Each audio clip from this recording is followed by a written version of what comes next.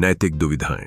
नैतिक सिद्धांतों की तलाश में व्यक्ति को अक्सर दो या दो से अधिक नैतिक रूप से मान्य विकल्पों के बीच चयन करने की आवश्यकता हो सकती है, जो एक दूसरे के विपरीत हों। आत्मसंदेह। नैतिक सिद्धांतों को समझने और लागू करने की कोशिश में व्यक्ति खुद पर और अपने फैसलों पर संदेह करना शुरू कर सकता है। सामाजिक संघर्ष। विभिन्न नैतिक सिद्धांतों पर विश्वास करने वाले लोगों के बीच संघर्ष हो सकता है, जिससे सामाजिक विभाजन और संघर्ष हो सकता है। नैतिक निर्णय लेने में कठिनाई। नैतिक दुविधाओं और सिद्धांतों के बीच संघर्ष के कारण व्यक्ति को सही निर्णय लेने में कठिनाई हो सकती है, खासकर जब कोई स्पष्ट समाधान न हो। सामाजिक अपेक्षाएं। समाज में कुछ नैतिक मानदंड और अपेक्षाएं हो सकती हैं, और उन मानदंडों का पालन न करने पर व्यक्ति को सामाजिक दबाव या आलोचना का सामना करना पड़ सकता है। नैतिक भ्रम। नैतिक सिद्धांतों की जटिलता के कारण व्यक्ति को नैतिक भ्रम या भ्रम की स्थिति का अनुभव हो सकता है, जिससे उन्हें यह समझने में मुश्किल हो सकती है कि सही क्या है और गलत क्या है।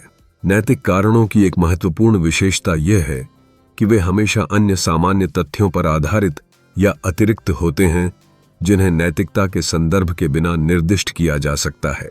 मान लीजिए कि आप एक्स करने पर विचार कर रहे हैं। आप देखते हैं कि एक्स करने से किसी को दर्द होगा। इसे ए कारण कहें। एक्स के विरुद्ध एक और तथ्य भी आपको लग सकता है कि यह शायद उबाऊ होगा या बहुत महंगा होगा। इसे बी कारण कहें।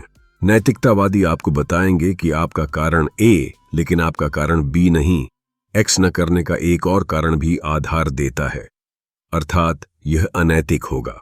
और इस आधार पर कारण ए लेकिन कारण बी नहीं अब अपरिहार्य हो जाता है, जो एक्स के पक्ष में आपके किसी भी कारण को अधिरोहित कर देता है कि यह रोमांचक होगा, मान लीजिए, या यादगार होगा।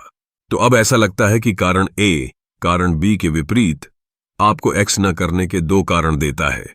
कारण ए कि इससे दर्द होगा, और यह तथ्य कि एक्स अनैतिक है। लेकिन चूंकि यह दूसरा कारण सिर्फ कारण ए पर आधारित था, तो इसमें क्या जोड़ा जा सकता है?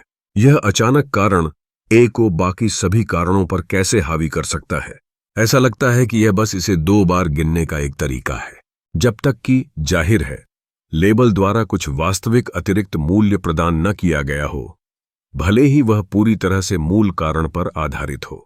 और नैतिकतावादी यही दावा करता है, आपका मूल कारण बस इस तथ्य में निहित था कि एक्स किसी विशेष व्यक्ति को पीड़ा पहुंचाएगा, लेकिन अब उस कारण की नैतिकता किसी और चीज से उत्पन्न होती बताई जा रही है।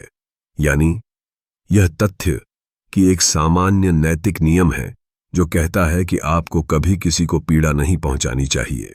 नैतिकतावादी द्वारा आपको दिया गया कारण वास्तव में एक और कारण है, क्योंकि यह केवल इस मामले के बारे में नहीं है, बल्कि सभी के बारे में है, हमेशा और हर जगह। दुर्भाग्य से नैतिक आधार की खोज से चीजें और भी बदतर हो जाती हैं। हालांकि ध्यान दें कि यह सामान्य नियम, यदि वास्तव में आपके मूल तर्क इस व्यक्ति को चोट न पहुंचाना से भिन्न है, तो इसे उचित ठहराने के लिए लाया गया है। अब दावा यह है कि इस व्यक्ति को चोट पहुंचाना गलत है, क्योंकि यह एक सामान्य नैतिक सत्य का उदाहरण होगा। किसी को भी चोट पहुंचाना हमेशा गलत होता है, जब तक कि वह योग्य न हो या किसी अच्छे कार्य का साधन न हो आदि। हम अन्य बातें समान होने पर वाले खंड को मान सकते हैं, लेकिन यह तर्क का एक तथ्य है कि एक सामान्य कथन कभी भी किसी एक उदाहरण से अधिक संभावित, इसलिए अधिक विश्वसनीय नहीं हो सकता। सामान्य कथन में विशेष कथन निहित होता है, लेकिन इसके विपरीत नहीं। यदि आपके मूल तर्क को चुनौती दी जाती है, तो निश्चित रूप से आप इसे पहले से कहीं अधिक विश्वसनीय किसी चीज से समर्थन देना चाहेंगे। इसके बजाय नैतिक दार्शनिक आपको बताता है कि आपका तर्क सर्वोपरि हो गया है, क्योंकि यह स्वयं से कम विश्वसनीय किसी अन्य तर्क से व्युत्पन्न है। ऐसा लगता है कि उस औचित्य से आपके मूल तर्क में आपका विश्वास कम होना चाहिए, न कि बढ़ना चाहिए। स्पष्ट बात को पुष्ट करने के लिए संदिग्ध बात को क्यों लाया जाए? नैतिक सिद्धांतकार यहीं से वास्तव में आगे बढ़ते हैं। वे मानते हैं कि औचित्य केवल एक और कारण है जिसे चुनौती दी जा सकती है, इत्यादि। और इसी तरह को अनंत तक जाने से रोकने के लिए वे उन परम मूल्यों या सिद्धांतों का सहारा लेते हैं जो ऐसे आधार के रूप में कार्य करते हैं जिनसे मूल कारण और सामान्य नियम दोनों का निष्कर्ष निकाला जा सकता है। यदि वे आधार पूर्णतः निश्चित हैं तो वे उस निश्चितता को उन विशिष्ट कारणों तक पहुंचा देंगे जो उनमें निहित हैं। दुर्भाग्य से उन आधारों की खोज से हालात और बिगड़ते हैं। यह मेरी तीसरी शिकायत है। एक बात तो यह है कि वे इतने अमूर्त हैं कि उनका आकलन करना मुश्किल है और निश्चित रूप से उन निम्न स्तरीय कारणों या सिद्धांतों की तुलना में कम विश्वसनीय हैं जिन्हें उचित ठहराने के लिए उनका सहारा लिया जाता है। इससे भी महत्वपूर्ण बात यह है कि उनकी विश्वसनीयता उन असंगत असहमतियों से अनिवार्य रूप से कमजोर हो जाती है जो वे पैदा करते हैं। कुछ उदाहरणों पर फिर से विचार करें। किसी तर्क को नैतिक बनाने के लिए, जैसा कि हमने देखा, एक कांटियन दार्शनिक इसे स्पष्टतः अनिवार्यता से प्राप्त करेगा।